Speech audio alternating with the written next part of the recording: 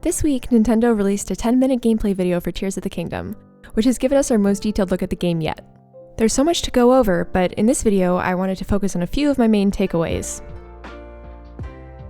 The demo primarily focused on Link's 4 new arm abilities: Recall, Fuse, Ultra Hand, and Ascend, which are super exciting new gameplay styles that will replace the Sheikah runes from the last game. I for one can't wait to see all the crazy fusions that will come out of this.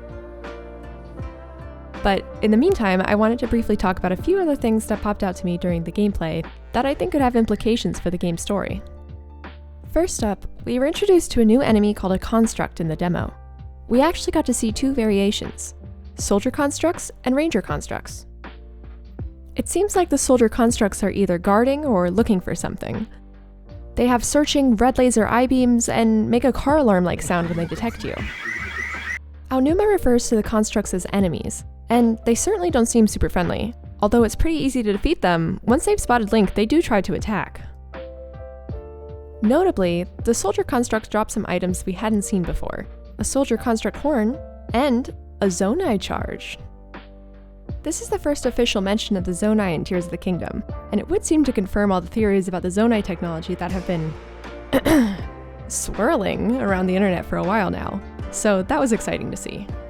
Something else really interesting to note: we do see Soldier Constructs on the surface, as well as in the Sky Islands, so it seems they somehow made their way down there as well. In the video, we also see Ranger Constructs.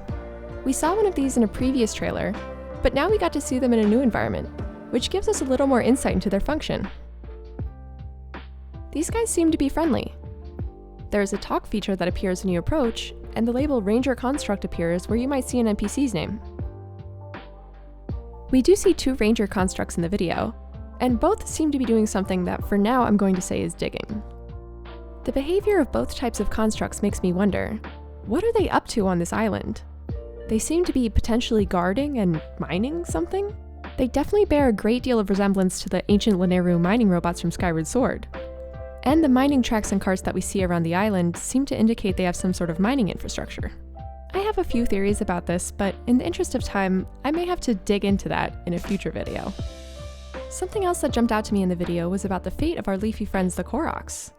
In the beginning of the trailer, we see a Korok that is tipped over due to a super heavy backpack, saying, "I need to reach my friend." While on first glance, this just appears to be a super cute side quest, later on during the skydiving sequence, we see that the Korok forest is completely missing. This definitely seems concerning. The forest proximity to Hyrule Castle would make it a potential target for Ganon, and it makes me wonder if it was destroyed, or if it's somehow lifted into the air, just like the castle. Either way, it is worrisome that something has happened to the forest, and it seems the Koroks may have had to flee, carrying everything they have. In any case, if we can judge off this quick shot, it looks like you'll be able to interact with Koroks like normal wandering NPCs, which would certainly be different from the previous game where they were more of a collectible. One other thing that kept drawing my attention throughout the video was the map. I've been super curious as to how they'll handle the UI without the Sheikah slate in this game, and although we never opened the full menu, based on the minimap UI, it seems like it will be somewhat similar, although I did see some key differences. When looking at the Sky Island that was explored in the video, I tried piecing together what we see from the minimap to get a sense of the bigger map. In doing so, I noticed a few interesting icons that are worth pointing out. First, there appear to be warp points. We see a very similar icon that was used for shrines in Breath of the Wild. We don't clearly see what the icon is indicating on screen, but if I had to guess, I'd say it's referring to one of these structures. Another new icon we see on screen resembles a battery.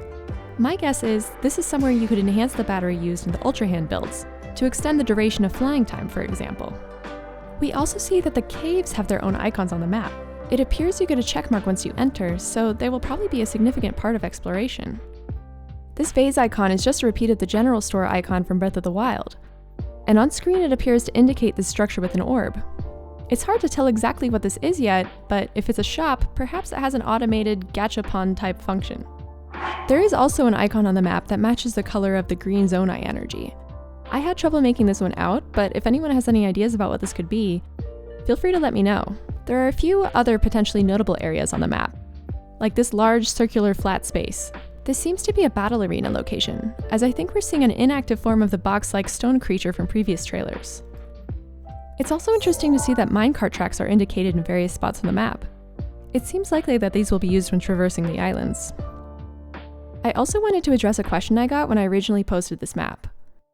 Could this cluster of islands be Skyloft? While I can definitely see a few things that resemble Skyloft, like the bodies of water and some of the general shapes, at this point I'm not convinced.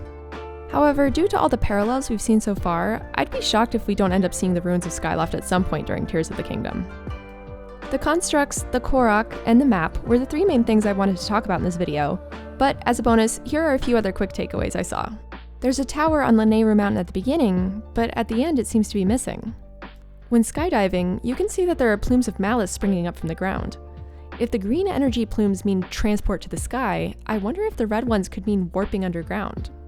There's a mix of new and old flora on the Sky Islands. New plants include the puff shroom and stam bulb, but we also see familiar plants like the stamella shroom. I was also excited to see that we get another good look at what I think is the new dragon. I'll likely be covering the role of dragons in a future video, so stay tuned for that.